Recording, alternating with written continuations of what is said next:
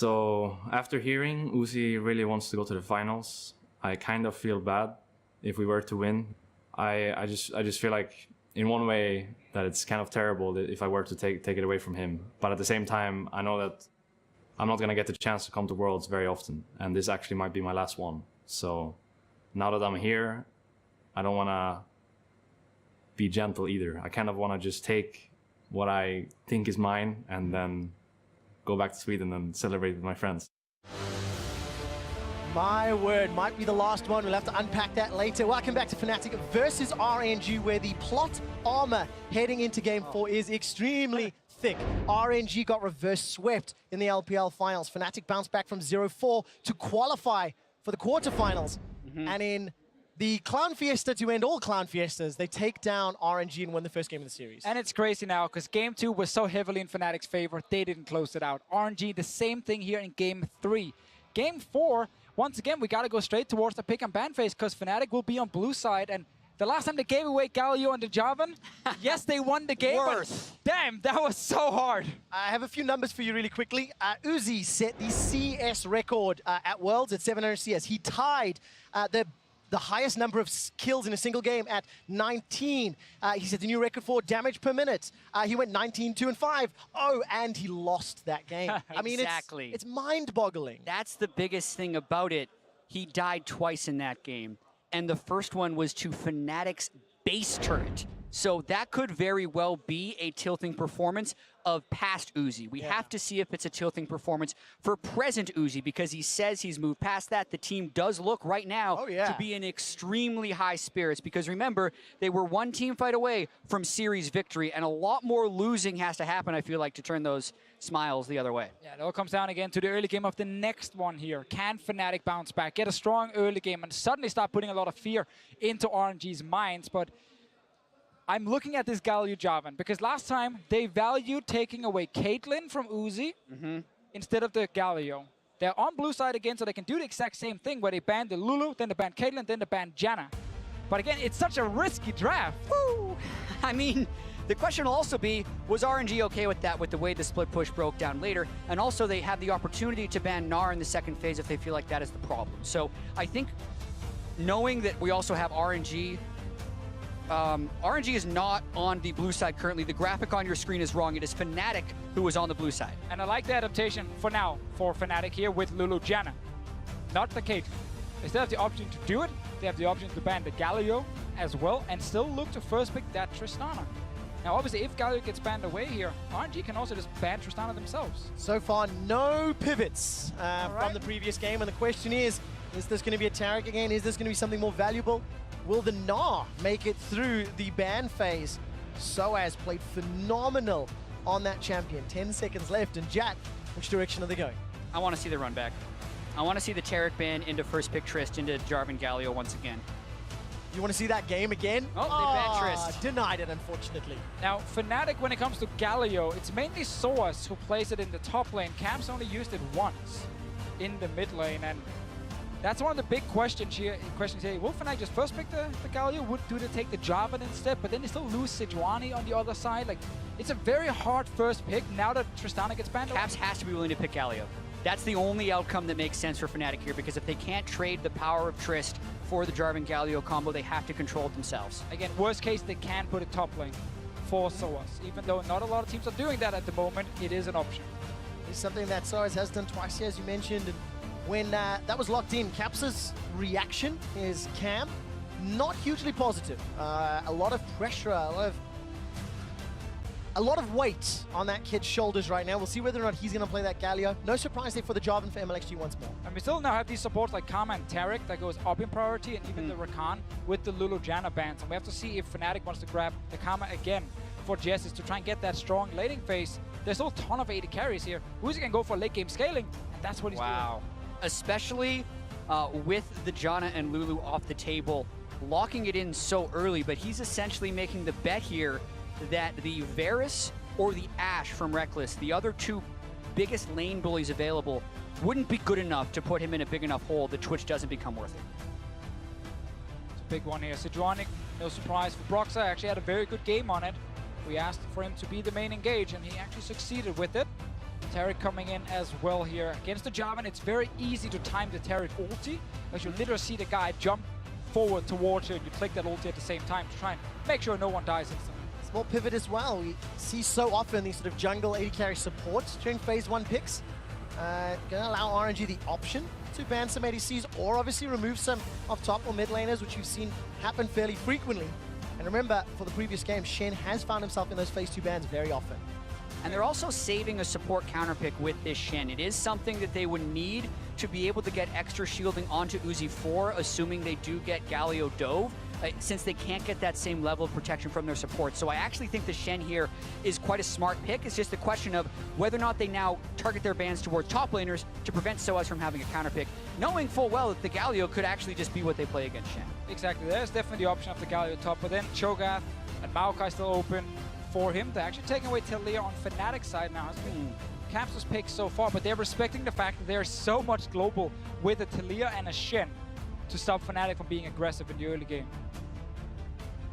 It's very difficult to ban out Rekkles' AD carry pool as well, because it is so abnormal here, because he's the type of guy who played AD carry Kennen for a lot of the early season, but the two hyper-scaling guys that would be in the pool right now are the ones they remove. Yeah, you do log in the Varus, you have a lot of CC with this comp, like I feel like it's Varus. The Galio, the Sejuani, and then you can time the Varus ulti within a follow-up stun from a Taric, and it's very hard to lane against because you know the enemy mid laner will come down with the big global ult. All right, so what does this mean for the lost solo lanes here?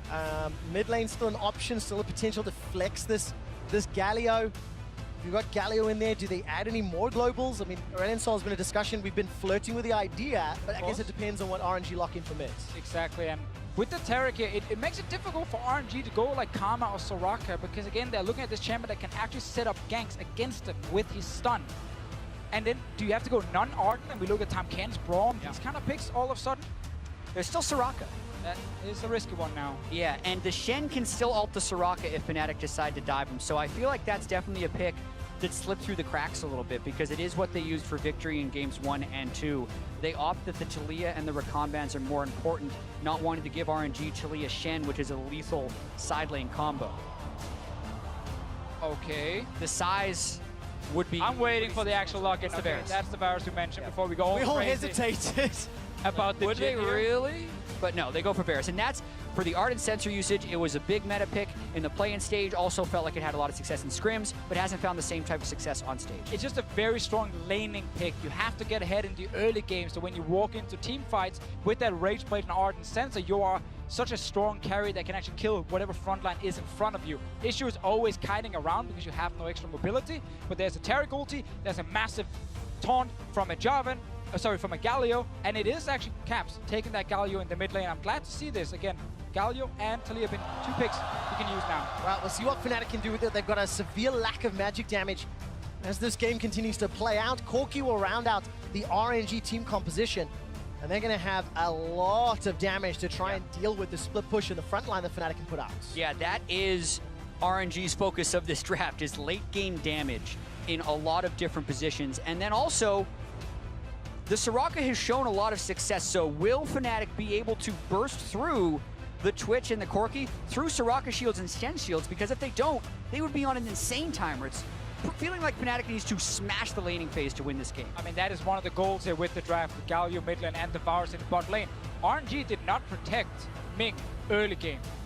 Both times he played it, he got ganked and he gave away first blood. Fnatic looking to do exactly the same thing in this game here. Yes, it gets harder later on with the Shen, but you're still bringing a lot of people to the party because you have the Galio mid. Well, let's see how well they can play with the Galio mid. It's not something that we've seen Fnatic pull off a huge amount in terms of their itemization. Caps definitely shows up when he's got a damage-dealing mid laner. Let's see what he does in the supportive mid laner. And chat used the words burst down Ming.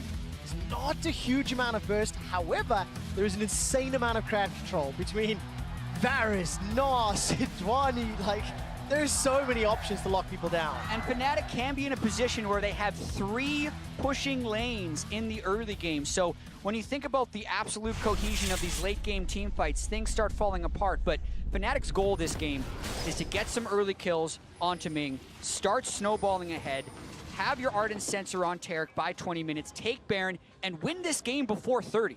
It's absolutely a viable strategy. We talk a lot about the Arden sensor meta, and we were talking about it again before the show, about how I think it's a misconception that it is a late game item. It is much more of an early to mid game item. When it is completed, it generally adds about 35% more damage to the AD carry due to the life on hit, the magic damage you deal, and the attack speed being a big multiplier in that stage of the game.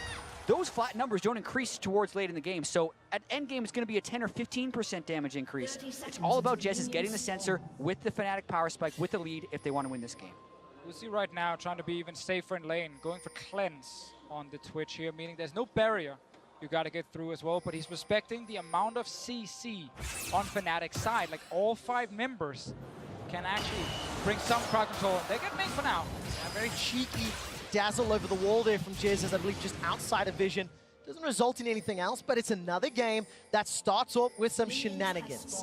Double teleports on the side of RNG. It is matched by the double teleports on the Fnatic side. Looking at the rest of those summoner spells, and Mlxg on this Jarvan. Let's look at his early game. When he played it in game 3, it was a gank down bottom, and it was pushing Rekkles and Jesiz away. And I would like to see Mlxg just not go warrior in this game. Like, go at least full tanker.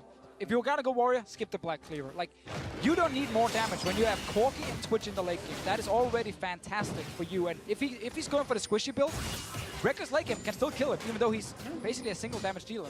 Yeah, and quick shot, I like the use of the word shenanigans, because that's an amazing way to describe this series. Even if one of these teams jump out to an early lead, that's not to say they're going to be able to close it because of all the shenanigans that have been happening in the side lanes, dying to turrets, not being able to secure Baron. So much has been up in the air in this series, and even though RNG is 2-1 up, that game too, Fnatic had the control to win as well. It's been able to swing back and forth. It's been a very, very close series between 2 teams here fighting for that semi-final spot.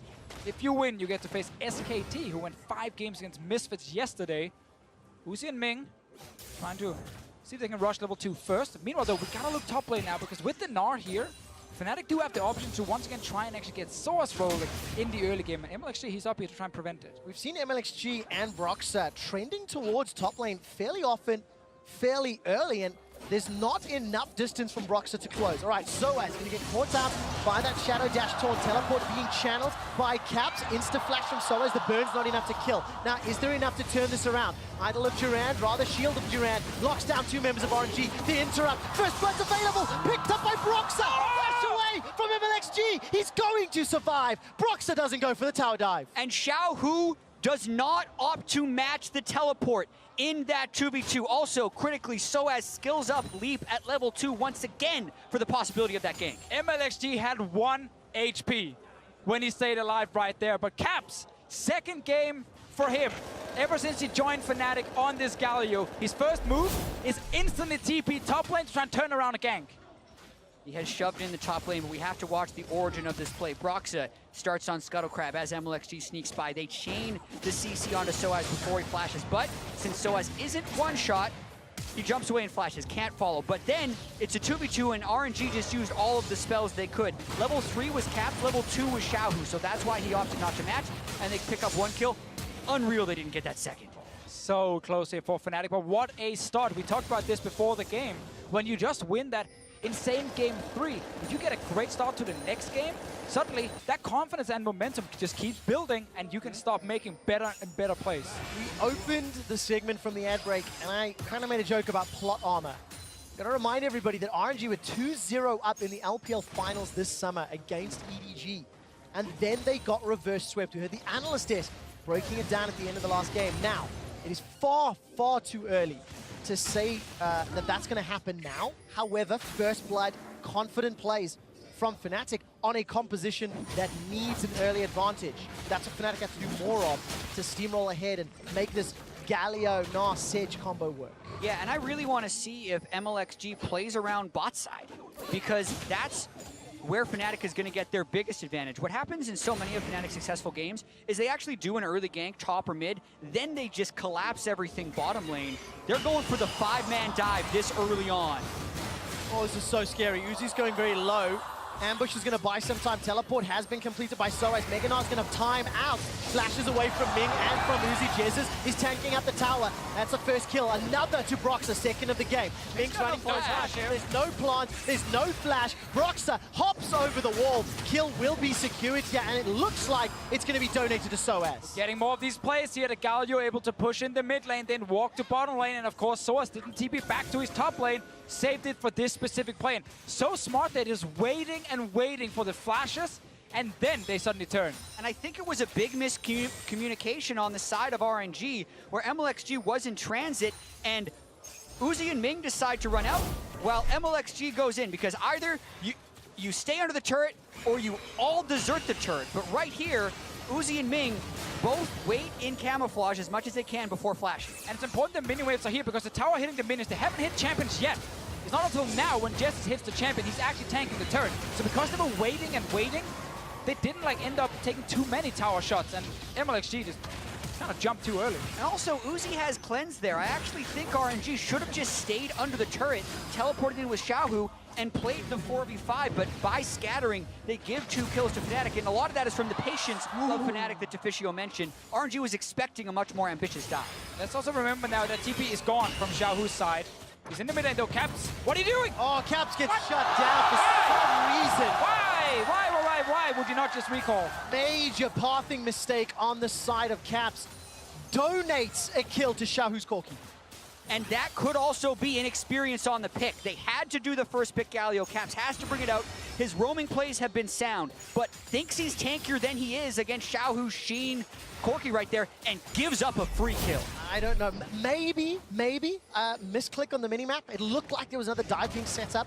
We'll have to ask Caps about that later, but this is just shocking. Well, this is what preempted the solo kill, so to speak. He walks through the river, Mlxg and Xiaohu are waiting there, and Caps, he can just go back to base. Brox is there if they're going to try and push the turret, but he wants to clear the wave with his Q. Xiaohu sees it. He's level 6. What are you doing? They trade flashes and Caps goes down. Massive blunder. Caps did hit level 6. Once he returned to lane though, can still try and look for a play bot lane. We've already seen the focus here from Fnatic. Ready to use this Galio in both side lanes. Apart from that one mistake, the Galio performance so far has been good. That one was a big one. Yeah, huge error. RNG, despite being down 2 kills, they're only behind 400 gold.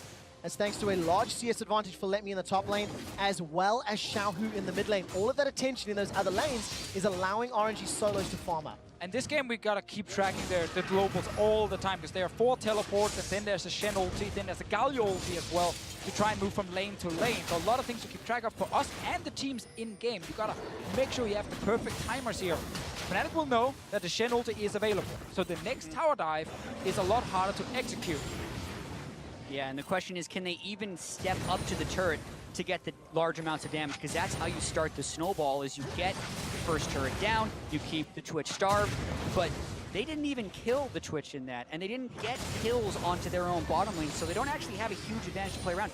Ninja Tabi was an early build for Rekkles there on Varus. That doesn't get you early turret kills. Well, it does mean that he's trying to protect himself for the ulti later coming from Uzi, where he will take some of the hits, and he wants to try and just play aggressive early on and utilize the extra armor he's getting. But interestingly enough, RNG can't really force aggressive plays around their bot lane either, because it's a Soraka. It's really hard to set up a play. So Shen is really here as the defensive mechanism, and then they need wards behind Fnatic if they actually want to TP in aggressively. They don't have any wards at the moment to use. Looks like they're trying again. Broxah is 6. Flash is still down for another 15 seconds on RNG's side. Could try and run the same play. Caps wants to ult in. Find out if he can. Caps coming in with that available teleport up for sOAZ as well, but he needs to get away from Letme. And RNG, they had enough support to stop that dive. Yeah, as soon as they spot Fnatic move down to the bottom side, Letme steps away from his wave. It does buy time for sOAZ to hit the tower. That is a side effect of Fnatic threatening to tower dive in the bot lane, is that sOAZ get free time top. And while Fnatic may not have the largest amount of damage on this team composition, the split push threat of Gnar is going to grow, especially if sOAZ can play like he did in the previous game. He really put a lot of Fnatic on his back. All right, Caps, Justice Punch, let's see if he can interrupt. Not going to. The package definitely going to allow Xiaohu just to escape safely, and he's found himself a plus 25 in that mid lane. Yeah. I think that's actually going to negate the assists. Yes, in actual fact, plus 600 gold over Caps. Yeah, and you see the bottom lane hasn't actually gained an advantage. It is Broxah who holds the gold lead for Fnatic right now, 800 over Mlxg, because he has been dictating the pace to RNG. Instead of Mlxg trying to go top lane and get Letme ahead in this game, he's tried to stay bottom to keep the Twitch alive. I think it's the right call, and currently it's working pretty well for RNG. So Fnatic can switch it up and say, let's attack the global in the top lane instead, because sOAZ will have to push in that lane. That is a first tower ready to go down. If Caps and Broxah move to the top side, Shen is forced away or Shen will die. And again, we know in the bottom lane that RNG struggle to force a play with this Soraka here, and they're not really getting the push either. It is definitely an opening for Fnatic. I think they should take it and use it to get first tower. Looking at the minimap, looking at the vision, not a lot of deep wards. RNG have littered that right-hand quadrant with some control wards, obviously because of how much time Fnatic have spent there. Look at Mlxg, look at Broxah slowly coaxing themselves towards the top lane. And again, that's the thing. If the enemy team is expecting you to go bot lane and they get to set up this many defensive wards, change it up. Broxah is now on top side. I like this here. sOAZ and Ming are in the mid lane, actually. They're going to go down bot lane now, but they were moving into mid to see if they had to rush top in case a tower dive happened. RNG trying to be far ahead of the play right here, and they were mid with Twitch. They would have been great if they stayed, because here comes Broxah. All right, Xiaohu's got Flash and Valkyrie available. There's the Valk used, trying to dodge and dip, and there's the Flash used as well. Ming will buy some time with the Equinox. Stand United trigger was not pulled, but because of that mid-fight, it means there's no setup on the top tower, there's no potential dive, so sOAZ and Letme are left to their own devices. And all RNG has to do is play defense. Easier said than done against the Galio as well as Taric, who can just use all of their cooldowns, get the invulnerable turret dive, and go for the play with the early executioners calling from Rekkles. But besides that, he's really lacking damage on the Varus, and the question is, can you actually dive through a Soraka ult and a Shen ultimate even with your defensive capabilities? They don't have to. This is the play I'm looking for. Fnatic just saying, you know what? We don't care about bot side. We want a free first turret. sOAZ is able now to get this tower down. He will keep having pressure in this lane. He can push it further down after he kills the tower. And because Letme are only on defensive duty, no one is starting a fight on the bottom side with the Soraka. He's not able to do anything but just watch his tower die. But is this enough? It's a 2,000 gold lead. Fnatic's team composition obviously gonna become more powerful over the next 5 to 10 minutes.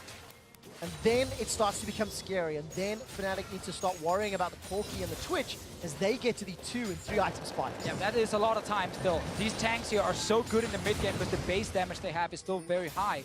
Especially things like Galio. Now sOAZ can apply more pressure topside, start roaming in towards mid lane. There's no flash on Xiaohu, so he can start actually applying extra pressure on the Corki.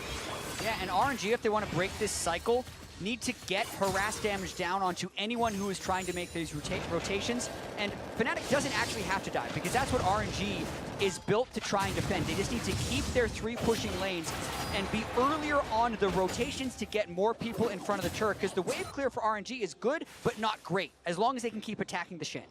Ooh, they're moving down here now, but look at the Shen on the minimap. He's already left his lane. He's ready for this one play. Find out whether or not RNG commit to the fight or if they just concede out of the there. tower. sOAZ and Ming have backed away. We're looking at Fnatic vision for now. There's sOAZ starting to move forward after the ambush. A flash engage from Mlxg puts the Cataclysm down. He gets stunned up, caught by the taunt. Cosmic Radiance is going to buy so much time. Broxah gets a stun onto sOAZ. He uses the cleanse to escape. Massive miscommunication on RNG's side. Letme walk back into the lane, was standing in front of a Mega Gnar, so he could not ult down on Mlxg. He thought he had the ulti on him. No chance, because Letme again walk back in lane. He's coming now.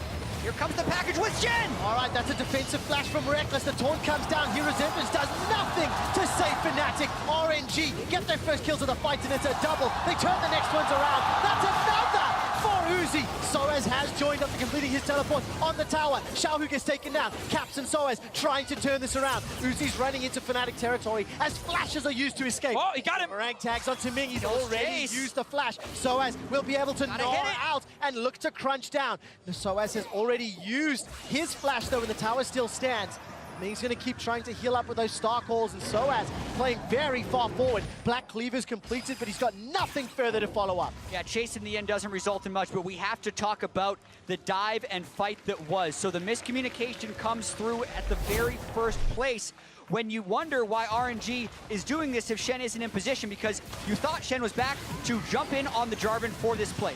Initially, though, it essentially baits out the Taric ultimate with the Jarvan ultimate, but right here, they gotta save him with Shen. They instead hold onto it, but that potentially baits Fnatic into a false sense of security, think they have Jarvan dead, but the package is sounded, he's got it, and Stands United is still there, teleports in with the package, flies all the way through the Fnatic team. Such a sick engage here from Xiaohu, and exactly what RNG needed. They were currently losing a lot of kills, and the top lane tower already dying, made it hard for us to play the game, but this play here just give a lot of gold over to the correct members as well. Uzi picks up 2 kills. Xiaohu as well picked up another kill from that fight. So the 2 carries that they need are getting the kills. Yeah, but the turret break is still a very real threat. This game can be reaching its breaking point rather soon. Rekkles still not at his Ginsu's Rage Blade, but that bottom turret on a sliver, if they control that as well as take that Rift Herald and they get a 3 turret to 0 snowball, you're talking real map pressure that can be paid forward on Baron spawn. Yeah, they're forcing RNG to decide now. Do you want to try and defend bottom side, or do you want to stop a Rift Herald? We can see Mlxg is on the bottom side already. Shen is in mid. They're just saying, you know what? We lost that top side. Just get a Drake and see if maybe you can keep this tower alive, but it's a few hits. Just a few hits away from Fnatic taking number 2. Rift Herald is picked up as well. It's going to give another tool to Fnatic. I believe it's actually secured by sOAZ as well, so he can keep putting pressure on Letme, keep trying to keep Shen on the back foot. Yeah, and he can use this on a tier 2 tower in the top lane if he wants to, because he will just sit in this side lane and control it. RNG found the one way to force the aggressive engage here with Xiaohu. It was well executed, so we're still fairly even in gold. And as much as this series was about Uzi versus Rekkles, this series has turned into sOAZ versus RNG. Like, yes, they need to get that early turret snowball going, but even in the late game, if RNG is going to be forcing these team fights, it's all about whether or not they can get the minion waves under control, which is what sOAZ is creating in that side lane. He's going for an early frozen mallet, he can win 1v1s against Letme in the side lane, and he's the one that needs to prevent RNG from grouping up to get the fights. All of RNG are moving towards mid here. Find out what happens. Mlxg puts the Cataclysm down. Little hop over the wall as RNG also choke on that engage. Not going to be able to find Fnatic. Well. And I don't understand why Mlxg is consistently using Cataclysm on sOAZ before he leaps away. It's a completely wasted engage tool, and sOAZ is completely fine. It's been a very bad game for Mlxg so far on this Jarvan here. Not been successful at all. I like his adaptation with the tank build instead. Realizing, yeah, you don't need to deal damage. You have Uzi and Xiaohu on 2 big late game carries. But there's still a lot of tanks on Fnatic's side, and they will take time to die. So if RNG in these late game fights can't actually burst anyone down, also due to a Taric ult, Rekkles will get a lot of time to deal his DPS. Right, Rage Blade was just picked up by Rekkles. sOAZ is making his way towards his second item completed. Lane swapped a little. sOAZ and Broxah working on middle, camped the teleports and that Hero's entrance. He's shoving in the top lane. As far as CS is concerned, Rekkles is now overtaken Uzi. Honestly, sOAZ has overtaken Letme. So those early sort of 0 to 6 minute plays have now been counterbalanced. Fnatic, they're in control of the map, the towers. They're in control of the tempo of this game. But it was to be expected with this team composition, and they're executing on it. Exactly, yeah. Source in the mid lane with the Rift Herald means that that is the objective they're going towards. Always good to get all the outer turrets down as fast as possible. You see all members of Fnatic moving in. A lot of Magicers just stacking by caps, going for lock in second round, and maybe an engage here. Oh, he messed it up. What a mistake from sOAZ. You can tell he does not get Heraldina a lot. He ends up being interrupted by that Equinox. That's a big misstep because the mid turret is so much about breaking the map open so that they can go towards the Baron. He was standing right in front of a Soraka with the silence. Yep. I haven't seen much Soraka lately. No. There you go. There you go. Thank you, Jack. Definitely breaking that one down. There's the Equinox. It popped. sOAZ and Rekkles dodge it this time around. A couple of autos longer onto that tower as Ming is throwing out those star calls. I'm looking at Uzi. He's just at the bottom lane, goes back to push it out. Yeah, and that tower should be dead by now. So Fnatic already looking to reset and go back and return to a map where there are no outer turrets, and they can start really pushing the lanes deep and get full vision around topside where the Baron is spawning soon. And Uzi is getting closer and closer to Infinity Edge. In the other Twitch games we have seen from Uzi, he does nothing but farm until he gets the Infinity Edge. He's actually picked up 2 kills, though, thanks to that extended fight in the bot side, and will be able to complete it in about 650 gold. Yeah, Uzi's Twitch broke the hearts of G2 Esports fans during the group stage. He also ended that game with a ridiculous KD, over 10 kills, destroying G2 in the mid to late game. That last wave will get cleared out, and just a little closer. And to Fisher, you said it, that mid-outer tower should have been down. It should have allowed Fnatic to control and push further forward. Because they have not, it's giving RNG all the time they need as they've gone past 20 minutes to get those damage items. Right, Mlxg this time round does not fire that Cataclysm onto a target, even though Broxah had already used that Arctic Assault. Yeah, so Fnatic keep having full control of the mid lane here. They're the ones who can push the lane first. They're the ones who can get onto this tower. They have a lot of protection around it as well. There's wards, there's of course a jungler near Rekkles, and Rageblade Ardent Sensor is there, so he's very strong at this point if a fight breaks out. You can still see the respect they're giving to the Twitch, however. I do find it interesting how Xiaohu is the one matching sOAZ. They're not really able to match it, it feels, with Letme at the moment, and the double TP is still there. That could be a good late game answer for dealing with the Gnar if RNG continues to play that way. I think this is the kind of game where Letme could have gone for Sunfire instead of Tiamat. Get some of the early stats for himself and still have some ability to actually push out lanes. Tiamat itself is hard for him to use against the Gnar in the 1v1, and just kind of damage item he's not really benefiting from just yet. And Uzi's got his Infinity Edge with the mid turret still standing as Baron comes out. I felt like one of the keys to Fnatic's win condition here was to be able to force around Baron come 20 minutes, and they're not in the position where they can do that. At this point, it's about vision control and maybe sneaking it with the Taric, because it's really difficult to team fight against Uzi. They just don't have the greatest Baron damage with the comp here, like with all the different tanks. Sure, of course, a fully stacked Rageblade is great, but that is about it. So RNG should know they have enough time to react in case, whoa, 4 Fnatic members are missing. Surely they're at Baron, and you have to go and try and stop them. Well, let's see what Fnatic decide to do. You've touched on the eye edge from Uzi. It is a tanky build for Mlxg. Randion's just picked up for Letme, and sOAZ has got himself that Frozen Mallet. So very committed to that side lane pressure game that honestly gave Fnatic a lifeline in this series. Let's see if sOAZ can do it again. Re-sieging the mid lane. He's going to be a little bit tired after Gnaring out and going back down to mini Gnar form. Good stun onto Uzi on the back end. I think he managed to sidestep it in fact. Cataclysm locks up Mlxg. Stand United completes the conquest. Taunt buys a lot of time. That's a great Durant taunt. First kill of the fight for Fnatic, and the tower remains alive. RNG are peeling away in a 5v4. Very important that Fnatic win this fight here. They want to get down this tower so badly. There's no ulti left on Uzi's side. Mlxg tried to jump in with that Shen ulti, but once again, Fnatic kill it. RNG used everything. The Taric counter pick right there for the Jarvan. They're almost back at full health thanks to the sensor from Taric. Hit, heal, hit, heal. They go for another turret. All right, tower's being focused down. The shield of Durant threatening a taunt. Cap still had flash available, and Uzi's able to clear the wave. Fnatic eventually knocked that tower down. Now they can start playing around the jungle or entrances to the jungle a little more. And what we mentioned in Champs, like when you play Taric against Jarvan, like you can see the engage right in front of you. It's so easy to time it with your ulti. No damage coming in from RNG to kill anyone. 2 flashes were used in the fight, but it was Broxah and sOAZ. So Rekkles still sitting with his flash. Very important for the next fight. The same can be said for Xiaohu and Uzi. 2 damage dealers on the side of RNG. Find themselves, it's still only a 2,000 gold game. It has been for the last 10, 12 odd minutes. Yeah, and Uzi Good sign. still going to be farming up.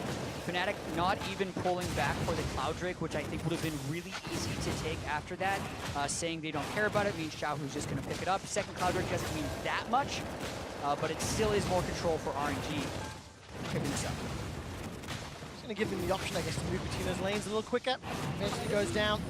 Cloud Drake does so much damage, man, when you're trying to solo it. It attacks faster than all the other Drakes to apply that % health damage, but Xiaohu does pick it up. Another reason to never kill it. Yep, just leave it up. Is that another... I think it's enough gold for Infinity Edge for Xiaohu. Wait for him to finish that recall, and yes, so it's going to be another big spike in damage for the RNG squad to try and burn through Fnatic in these extended fights. And we talked a lot about how RNG's comp is very defensive. It's not really a combo where it's easy to force a lot of plays on Fnatic side, unless Mlxg is able to find Rekkles. But there is flash available right now. There's a Taric next to him as well. So you see RNG in the mid lane have to just surrender the push here. They always let Fnatic push the wave first, and that means Fnatic always have access to the enemy jungle first, or the river first. They can move in, set up their vision, and all RNG are doing is sit back and hope someone overextends. It's just a matter of time before Fnatic will actually start the Baron, and then get the teamfight they're looking for. Yeah, and 3 times out of 6, the guy who's overextended has been Mlxg. He's ulted in for the Taric ult and not had the disengage ready, because the whole trick to playing against Taric is to threaten him enough that he ults and then disengage, because if you fight in the midst of those Taric ultimates, you often just end up losing the fight, and Mlxg has not disengaged well after going in to get the Taric ult. Another thing when you play against Taric is if you can actually flank, suddenly a lot of members might scatter around in the fight, and the Taric ulti does not connect on every single member. So when you're looking at sOAZ here on this Twitch, if he's able in the late game fights to sneak around Fnatic, find a good opening from the side or behind, it gets much harder for Jesiz to use the Taric properly. And also, how do you play around Baron in this game? Because a Taric team heals to full when doing Baron. If Jesiz actually goes in the pit, he can refresh his heal every 2 auto attacks to heal again and consistently apply Ardent Sensor. With the control word inside there, they need to consistently threaten that play. Right now, Fnatic should just reset the whole map. Go back, get your new control wards, and then when you return, the mid lane especially is where you need to push it further than just past the river. Get it all the way in towards that tier 2 tower of RNG, and then move into their jungle and get deep vision. So when you move down to start the Baron, you can see them move in. You know, do we have enough time to finish it? When do we turn? Who's coming first? And right now, Fnatic do not have that vision, so they need this full reset. You need to sell your Doran plate in this game here. You're in a quarterfinal at Worlds, and you need control wards instead. Yeah, Doran shield on Rekkles, rather important to be able to close out on. But also, as far as Galio compositions are concerned in the early game, 1,000 gold is much less than Fnatic wanted to have at 26 minutes. So all the vision control they are trying to get is much more difficult to achieve. We got the Infinity Edge completed by Xiaohu. He's got solo Turret gold. The Last Whisper already on the Infinity Edge sOAZ. So it's a very dangerous game Fnatic plays every time they go for that vision. And I want to talk about why Fnatic are not just rushing down this mid lane. It's because it's hard to ward both sides of the jungle at the same time. And that means suddenly there is a flanking opportunity for Mlxg with a Shen ulti on him. And it's so hard for these teams because there's so many control wards often on the map that if you don't see anything on the left side or the right side, you kind of hesitate. And you end up just pushing the wave once and then go into the river. And you don't actually get the deep vision. Talking about all that vision, of course, just outside this Baron pit, you can see the remains of an RNG ward. Throughout this entire series, they've kept multiple wards just outside that pit. Fnatic seem to be aware of it, though, using those sweepers to clear it out. And the dance for vision will eventually end in somebody making a play, whether that's caught out of position, whether that's committing for the Baron and forcing RNG's hand. But in this situation, those double clouds are actually going to start paying off dividends. RNG can move between those waves pretty quickly, get in and out to set up. It does help them with the split push game, but even with that third Cloud Drake on the way, RNG is going to hope for much different Drakes from there. Like an Infernal or Mountain would all help more. And you can two-man Baron with Taric. This is sneaky. As they show the 1-3-1, they go for the Baron. The jungler's on the outside. Ming's not having any of it, though.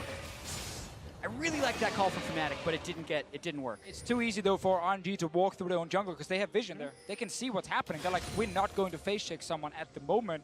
And even if they do, it's mainly a tank because, of course, Rekkles is needed at the Baron itself. So this delay in the game is in RNG's favor. They just want to keep scaling with this comp. He had 3 items now on sOAZ. He's a serious threat. Caps was lingering towards the bottom half of the map, has been sitting inside this little bush in front of that Merkwolf camp for quite a while as Meganar's just about to time out. So Boomerang Blade, slow down any sort of engagement. Xiaohu, he's going to pop. Okay, this time around, Caps is nearby. So he's in range for the hero's entrance. It's a good Equinox silencing sOAZ and Baron. They need to be forced away from a big one from Xiaohu. Sends Fnatic packing. They don't have the damage to take down the Baron fast enough, and they don't have the setup to just turn and fight against RNG instead. Yeah, RNG is getting pretty comfortable in this situation as they complete the static shiv onto Xiaohu. And to note about sOAZ's lore dominance regards, he's able to skip the QSS this game because he made it through laning phase with cleanse to keep this CS up right there, and Xiaohu now going to work on the sideways. Now he's doing so much damage to these structures. He pushed bottom lane, he's now pushing top lane. The gold difference is negligible in Rekkles, realizing the only damage there on his team. He's picked up a Guardian Angel. Oh, no, I don't like that at all. You are the main damage threat here. You need to trust in the peel from your team and the Taric ulti. It's not about you specifically being jumped by RNG, because they want to just try and kill the front line as fast as possible and see maybe if some of Uzi's shots here can actually hit the back line, but that should not be enough to straight up kill Rekkles. Delaying further damage items is not a good choice in my opinion. It's one of the things Uzi did last game as well when he was ahead of the curve building Randwoods instead of Frozen Mallet. The GA is not going to help Fnatic accomplish their goals in this game, which is needing to force those team fights and cuts repeat. Starts here by Broxah with the help of Rekkles. sOAZ actually uses the plant, gets over the wall. No, he walks right around the side. Gonna be in just a little bit late. Skeleton grab control in favor of Fnatic. They get their hands on their first dragon of the game. Now there are some other options as well if you're stuck in this position as a team and you just can't get down the Baron. You can actually go to the bottom lane and try and attack whoever is split pushing. There's double TP, so both sOAZ and Caps can be there. You can even send down Rekkles, because in case they get the kill, they can still TP in with 4 members and fight. sOAZ right now taking a bad trade. And there's potential that this game is broken by one of those plays as Uzi cleanses away the Broxah Sejuani ultimate, because the first team to kill one of the split pushers can immediately start forcing Baron and going for the 5v4s. So watch for Uzi sneaking up on the side lane, watch for Rekkles or Jesiz with one of those cheeky roams, because this has been in a stalemate for too long for someone not to try that soon. Instantaneous cleanse from Uzi to get out of that glacial prison. Fnatic starting to run out of options, starting to maybe be in trouble. We're entering the late game, and this Corki and Twitch are really, really going to take over.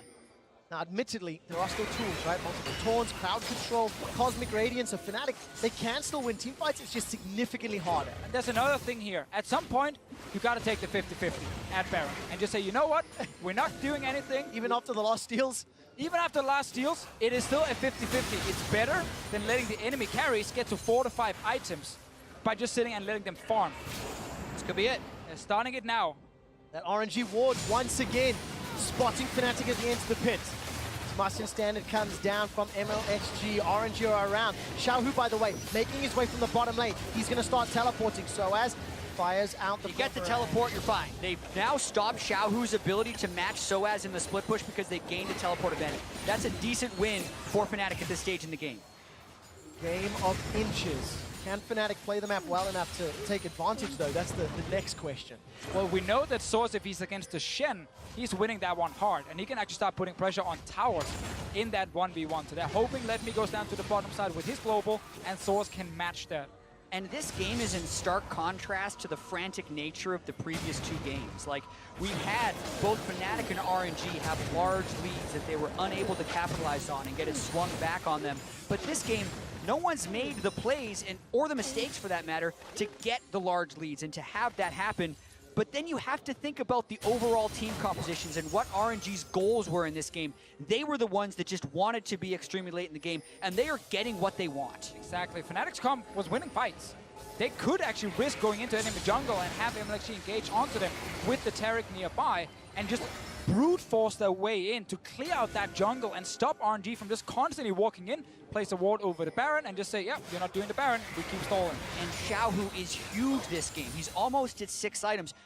Caps hasn't played much Galio, and when we see Galio picked by so many mid laners in this tournament, it looks comically easy to win with, right? You think, wow, this champion absolutely has everything.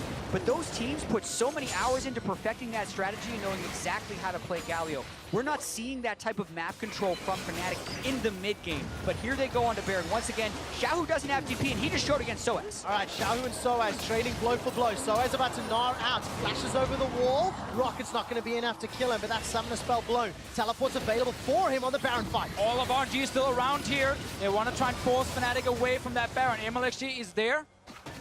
And once again, Fnatic step away. Do not want to risk a 50-50 smite battle. Ming ended up using his wish for that siege in the bottom lane, and RNG equalized the middle tower at 35 minutes onto the clock. It's now an even goal game.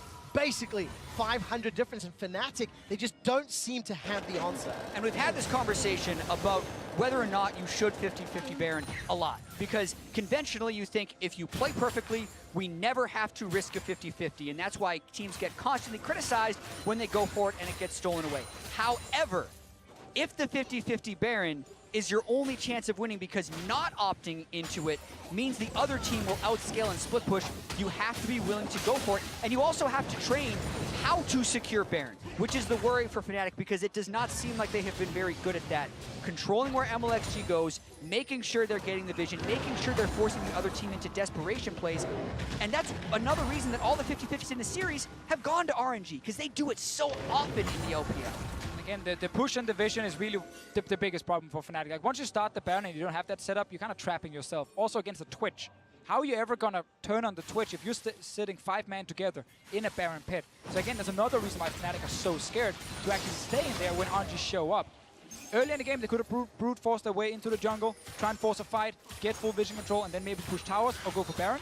They didn't do it. Now they're stuck in this really annoying situation where for 15 minutes they're trying to get the Baron. And RNG just keep doing the same thing. Ward over the pit and say, well, we see you. Oh, they backed away. Let's get a ward in the river outside the pit that isn't consistently swept. The instant it's put down for some reason at this point. There's a sweeper off this whole area. How Fnatic don't have control of it. I mean, Xiaohu, by the way, just took that tower. He's about to get his teleport back up and available. And in 36 minutes, he's picked up 460 CS. The record was set or broken by Uzi, 700 in around 55 minutes in the previous game. Xiaohu is on track to beat that if they don't win the game beforehand. All of a sudden, RNG are able to push Fnatic out of the river because sOAZ is shoving down the bottom lane.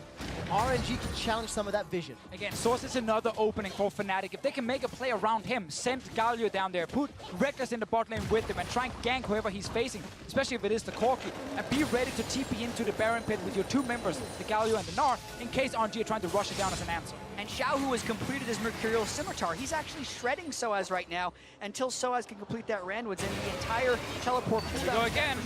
They're going for it. That ward in the back, as well as the flag. No, they're in there. Do they go for it? Let's find out. 5,000 hit points. Teleports coming down from sOAZ as well as Xiaohu. Letme's up in the front line. Cosmic Radiance will buy some time. Baron's picked up by Fnatic, and it's a flag and drag out for Mlxg. Uzi looking to open up. Hasn't fired that yet. Chain of Corruption buys some time. Hero's Entrance will save Broxah's life ever so slightly. Uzi still looking for a kill. Legends never die until Cap is going down. He's going to get shut down, but securing the Baron, Fnatic have got some more options. But where does the Elder Drake go? Cap's down for 56 seconds and no minion waves in position. Also delaying the recall of sOAZ, even if it is Baron empowered with no teleport up on him. RNG immediately going for the Elder. Both junglers still have smite.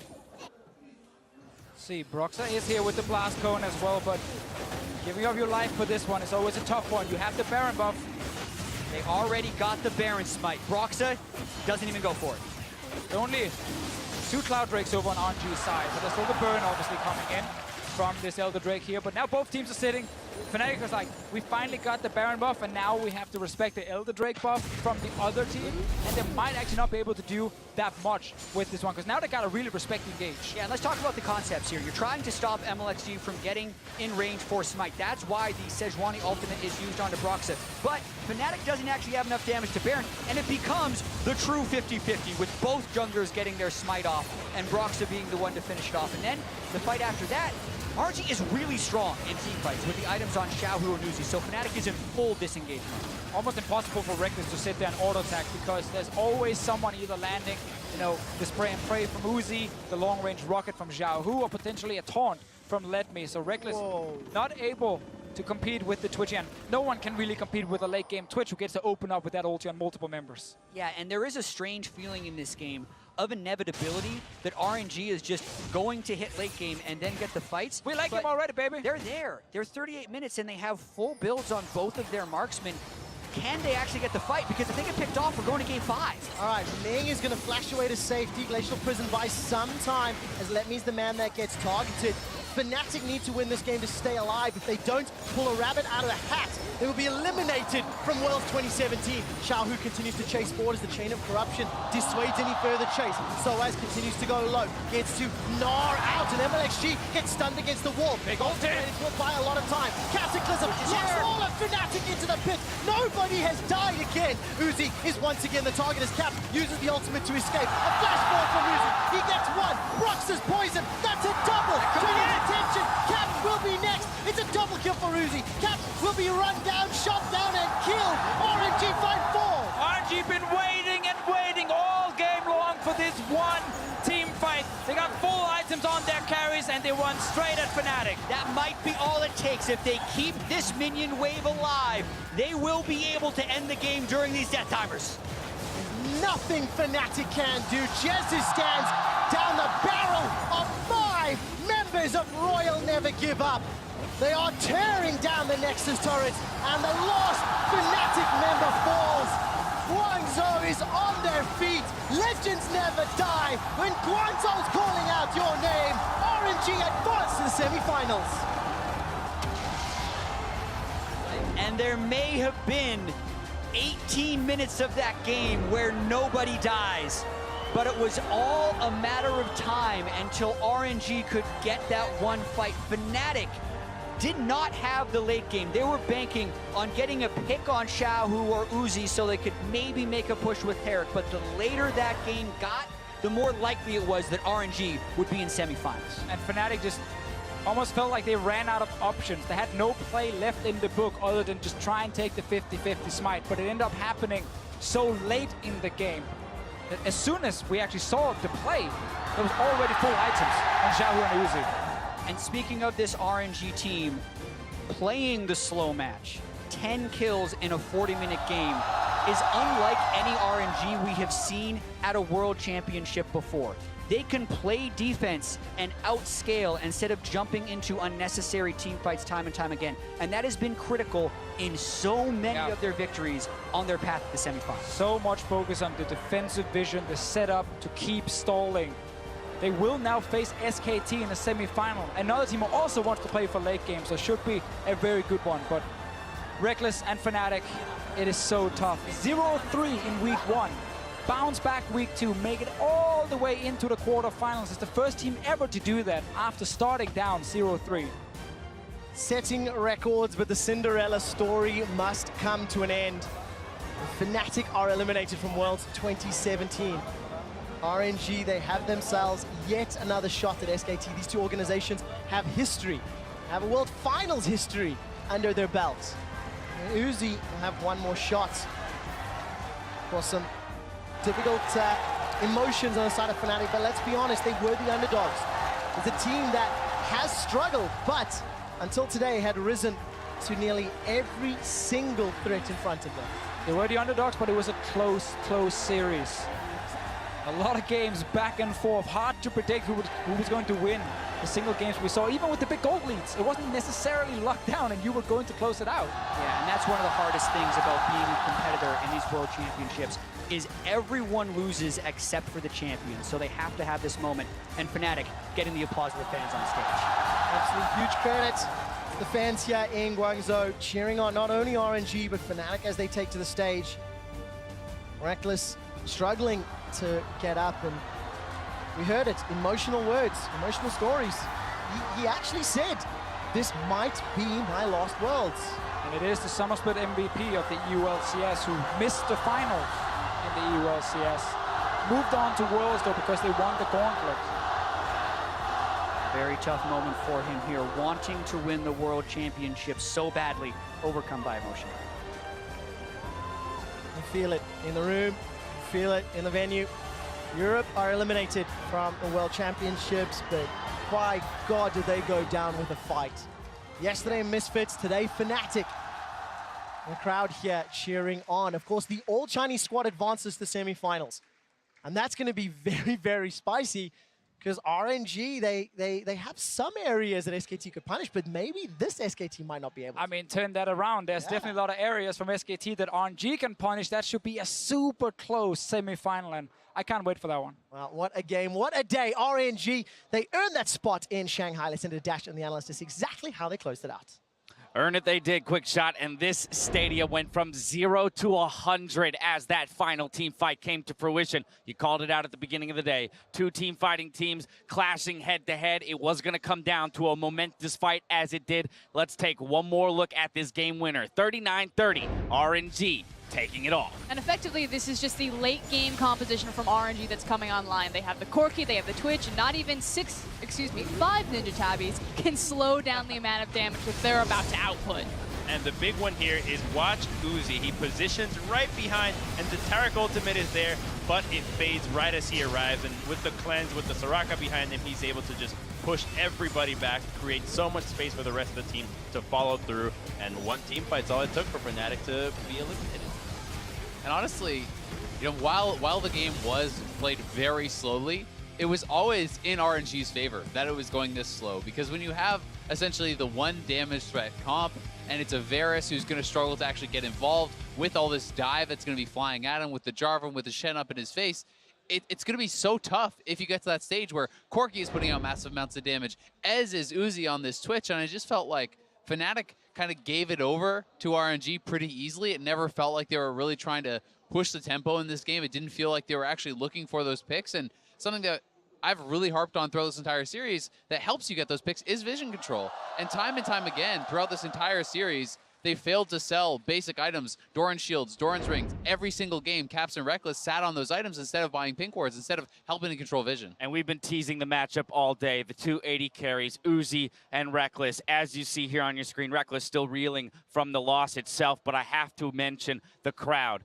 giving their recognition to him and the rest of Fnatic for the fight they put up, for their run here at Worlds, both in the group stages and the fight they put up against RNG. We've said it is a 3-1, but in multiple of the games, it was comebacks from each other. There was that tit for tat at times, and it really could have broken either way on the day. Rekkles has the reputation of being the European Wei Xiao. He is respected by the Chinese audience. They certainly know who he is. He's been around the scene for quite a long time, played in IPL 5 across from their hometown hero in Wei Xiao, the godfather of ADCs himself. So yes, there are going to be a lot of torn Fnatic fans in this stadium, as well as the hype RNG fans. All right, but that all said, while Fnatic may have made some mistakes, we have to talk about RNG and what they did well in this series, resting it all on that Twitch comp. After giving it away in the first one, looking only at one damage dealer, they start to diversify here in Game 5 and give themselves more win conditions. I actually want to quickly jump back to Zale's point, because I think he hit the nail on the head. The reason why we had such a long pause for what, like 15 minutes where nothing happened? 18 minutes with no kills. Is because Fnatic had to take control. He's like, I was counting.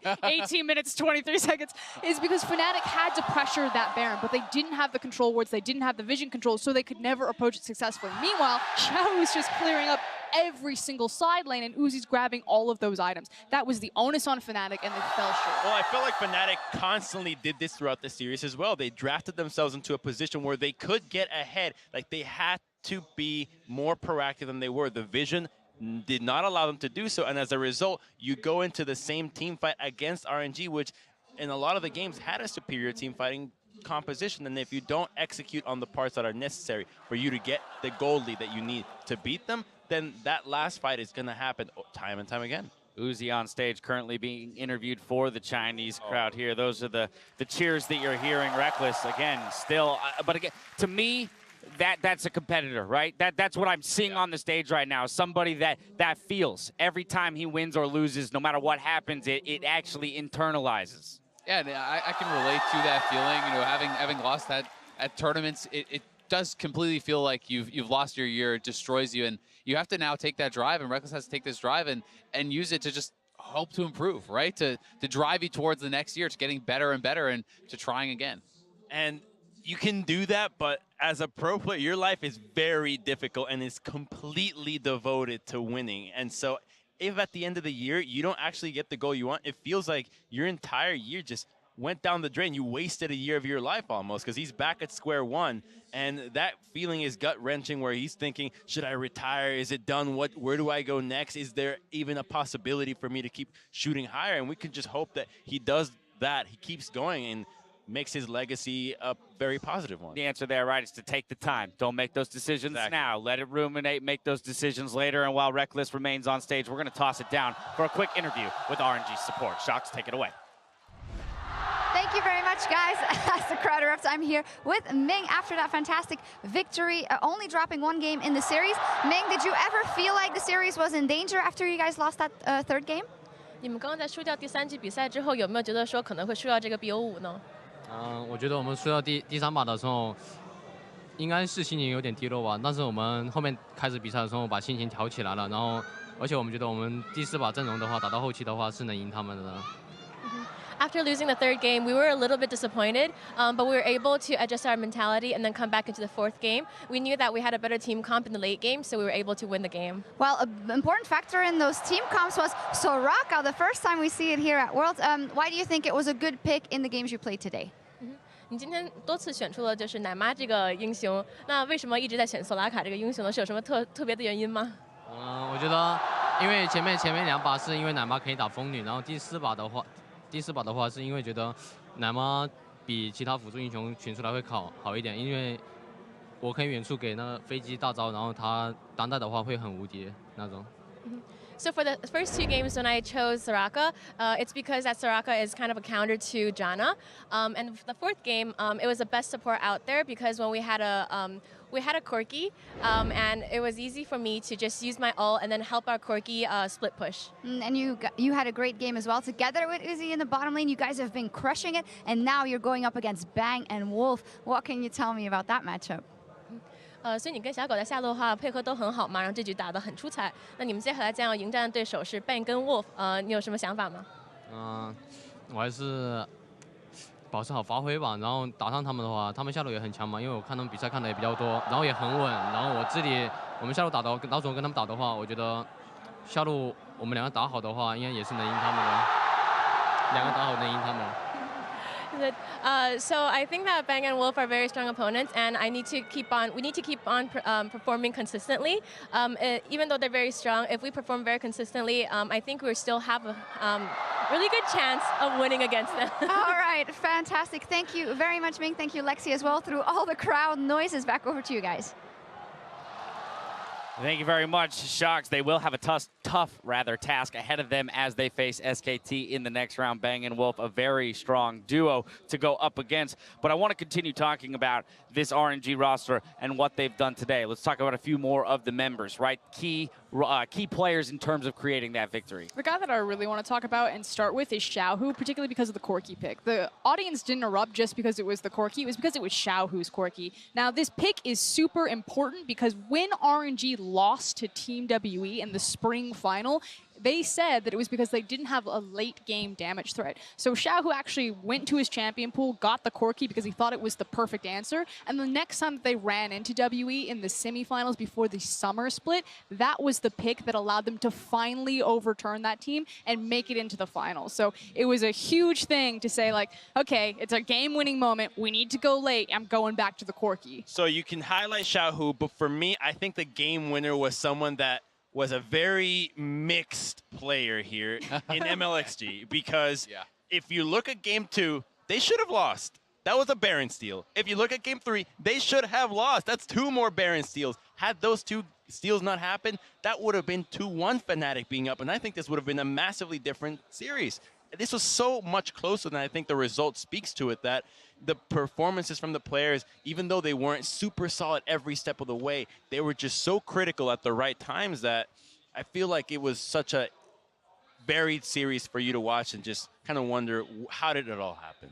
Yeah, I actually completely agree. I thought that while the lows are very low for Mlxg, the highs were very high. I mean, the Baron steals. I also think that just kind of the mechanical outplay on Rekkles in the bottom lane, the flag and drag essentially backwards, like 1 foot, knocking Rekkles out of his rocket jump was something I had never really seen.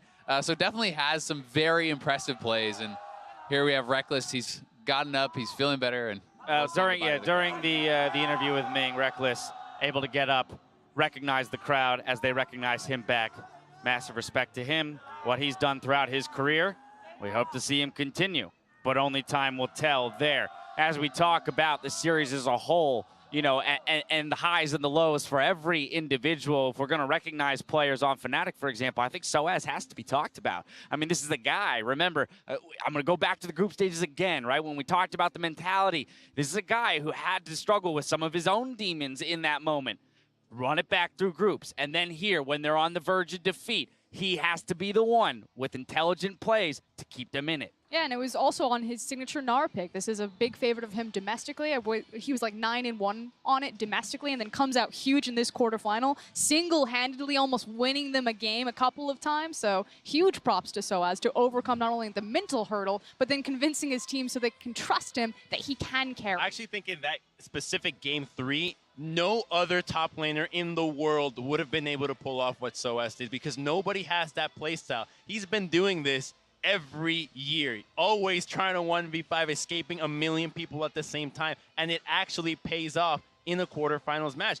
I really don't think there's anybody else you could put in that situation, the best top laner ever, and he does not have that toolkit to pull that off. I mean, you have to play the game in such a different way to actually maneuver a victory. This is not just a lane-dominant situation that gets you out of it. It's drawing all the pressure. It's avoiding dying. It's finding something where there's nothing, and I think sOAZ really excelled. There's a famous quote that says, "I'm not the best because of how hard I practice. I'm the best because I've seen every single experience. I've done every single circumstance. I know exactly how to react to it." And I think that's the veteranship showing through. I'm glad to see him perform on the world stage with that experience. Time now to throw it over to Shox one more time to talk to RNG's mid laner. Thank you very much. We're also able to talk to Xiaohu. And Xiaohu, when we looked at the player camps throughout the day, maybe not that game 3, but for the rest, you guys were always smiling and seemed quite happy to play. Were you very confident in that you could bring the victory home today? 所以一开始在看到你们的所有的选手摄像头的时候，看你们一直全程都在笑，每场比赛都在笑。那你们对于今天能够取得这场 BO5 的胜利有多大的信心呢？其实我们对这场 BO5 胜利是很有信心的。我觉得我们只要发挥没问题，就完全可以赢下来的。所以大家都是比较放松的心态吧。We were pretty confident in going to today's best of 5 series. We know that if we performed very consistently and we didn't really make a lot of mistakes, we were able to bring the victory home. But preparing will also be very important for next week, that huge clash of RNG versus SKT, and you personally versus Faker. What are your thoughts going into that matchup versus someone who carried really hard yesterday? 所以你们接下来的话将要对战 SKT， 然后你个人的话呢会将要跟 Faker 去对线，然后对于昨天的比赛当中的话 ，Faker 是强力的 carry 了嘛？那你对这有什么感想或者什么感言想说吗？我觉得他 carry 是很正常的吧，因为他的名字叫做 Faker。但是等下周到上海跟他的对战之中，我也不会落下风的。 I think it's very normal for Faker to carry just because he is Faker. But next week in Shanghai, I don't think laning against him, I'll be at a disadvantage at all. All right, and what you always have is that 6-man. The crowd here has been incredibly loud. They'll be even louder in Shanghai. What's it been like taking the energy from that crowd to perform on the Rift? 所以我们所有主场的队伍的话，都好像说每支队伍上都有第6名成员一样。我们的观众这边非常的热情，在给你们加油鼓励啊。那你觉得对于你们来讲的话，有多大的信心能助长多大的信心呢？我觉得这么多观众跟我们加油助威，我觉得在所有的属性中都可以提升个50%吧。With all the crowd cheering for us, I think it's at least like a 50% buff for us. Yeah, definitely as well. Thank you very much, Xiaohu. Thank you, Lexi. Back over to you guys. Thank you, Shox. Xiaohu put up a great performance today, particularly in that 4th game, ending the series. But as it was called out, today he was playing against World's Rookie in Caps. Next week, he goes against the best player in the history of League of Legends. That's quite an adjustment you need to make. Yeah, it certainly is, and especially despite the fact that SKT has shown some weaknesses, I feel like Faker has not really been showing the same ones. I still think that individually he's been performing at an extremely high level. And, you know, as it was called out in the series yesterday against Misfits, I thought Faker was almost hard carrying that series. Like him and Huni performed exceptionally well. But at the same breath, I mean, he's already killed Faker before. MSI, SKT versus RNG. Xiaohu's been there, done that. After that MSI, he specifically said that he felt like his level of skill was at such a disparity compared to Faker. So he's had some time to shape things up, but he's still not at the level where he can look down Faker and say, yeah, I'll take him on. I'll take him on. All right, well, he gets a week to prepare for that matchup. We were talking about sOAZ and the incredible performance from him today, so it seems only fair that we toss it back down to Shox one more time for an interview with Fnatic's top laner. Thanks again, guys. I have sOAZ here to talk a couple of words to. First up, I want to ask you, what do you think it came down to today specifically?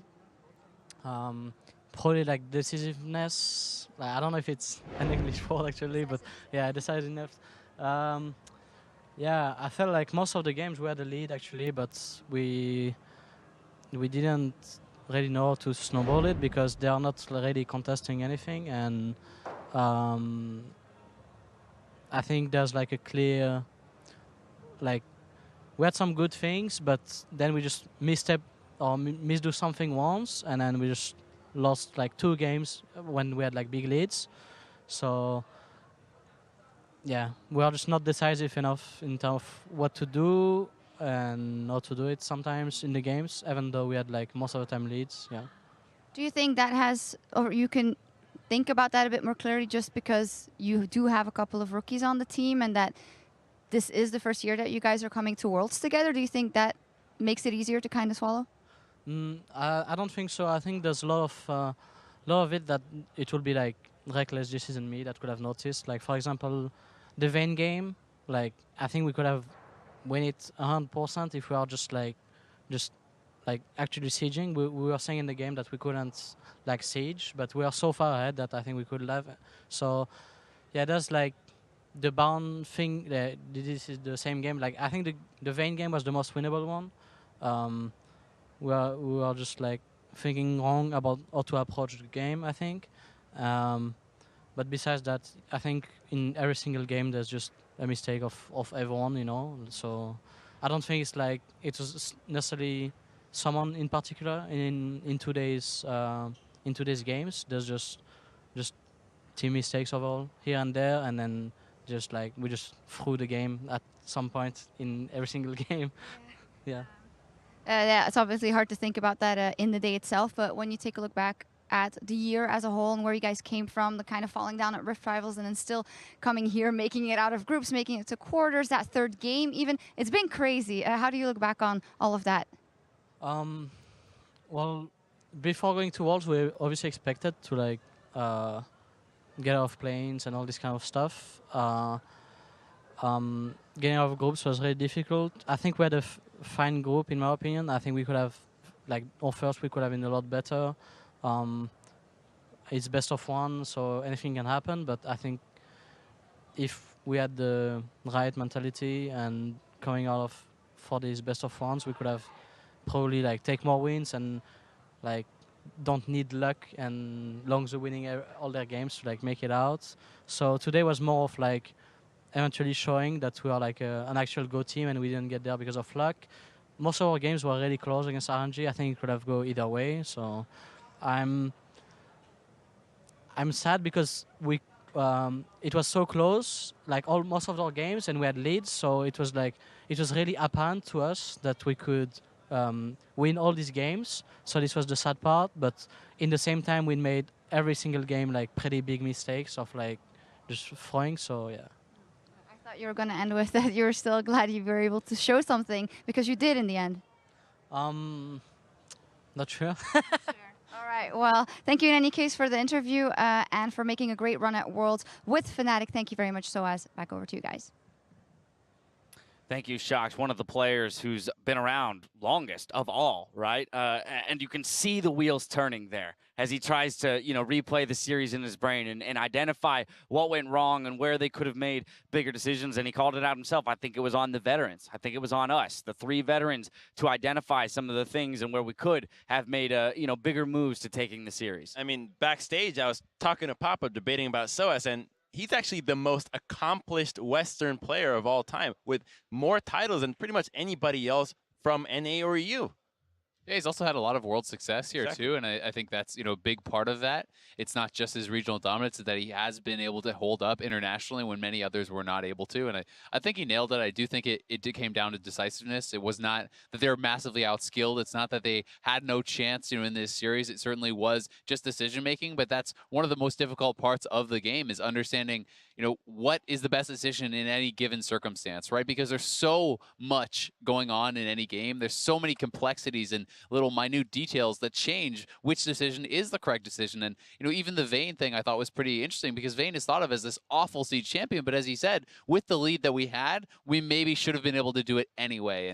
And And that's something that really can decide these series. It's not a position I'm envious of. And while we say goodbye to Fnatic, RNG have to refocus on SKT next week. We had a lot of great performances today, but we'd like to recognize one player, or one person rather, as the player of the series. And today, that accolade goes to Uzi himself. And the thing is if we're going to credit sOAZ for all of his international success, his domestic success, we also have to do the same for Uzi. Yes, he's never won an LPL championship, but he has been in so many LPL finals. He has been so great for so long, making what, 2 Worlds finals, now trying to go for his 3rd one. And this series just reminded everyone why. The mechanical flashiness, the instantaneous aggressive decision making. This is everything that you ever want to love about League of Legends. He's flashy, he's bold, he's explosive.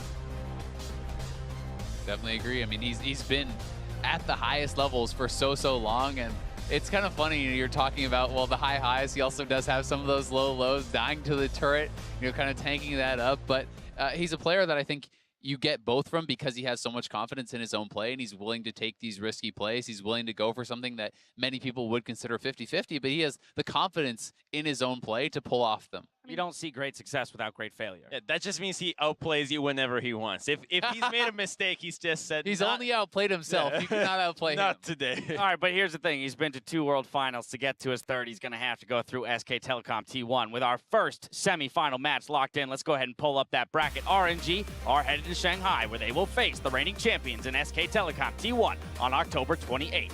Now we need to see who will face Samsung Galaxy, Team WE, or Cloud9. Both play-in teams that have made the run here.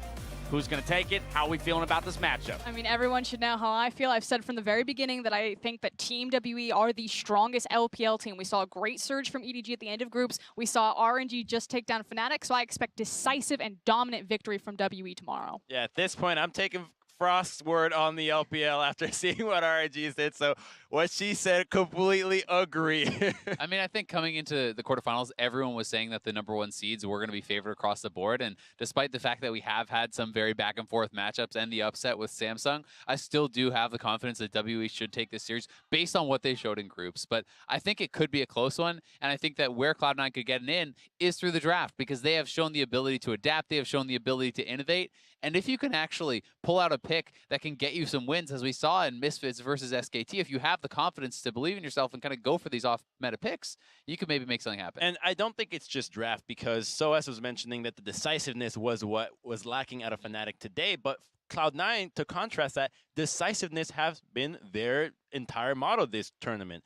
When they win, it looks great. When they lose, it looks like they're very decisive in their losses as well. Like, yeah, we were going to lose this one. We tried really hard. And playing so to win. If WE is actually going to be struggling or slowing down at some point, that's an opportunity for Cloud9 to get in there, try to get some wins, and give us another one of these series that we don't really expect to go. It's also underlining where Team WE do slow down, which is in CA. So if we're going to talk about CA, you have to look at Jensen on the other side. He's the golden child of C9, and I definitely think C9 through Jensen can exploit WE's mid lane for victory. 3 down, 1 to go, but we're done for tonight. So for myself, the casters, and the entire live broadcast crew, thank you for watching, and stay tuned for the show, or rather after the show for Worlds Tonight, where Freak, Deficio, and Frostgren will break down RNG's win and look towards the next match. Otherwise, we'll see you tomorrow for more Worlds 2017. Good night.